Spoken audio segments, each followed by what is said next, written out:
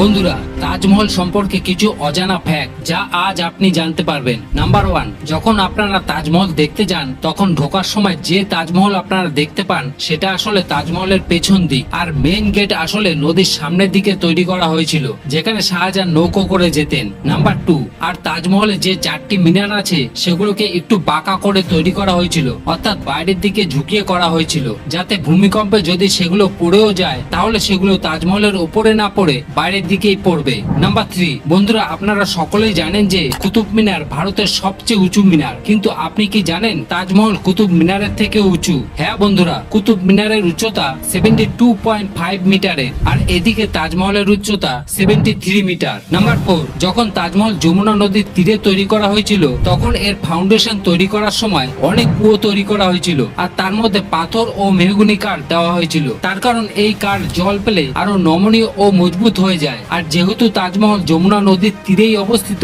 সে কারণে সেটা জলের আর্দ্রতা সব সময় পেতে থাকে, আর এই কারণেই তাজমহল আজও টিকে আছে।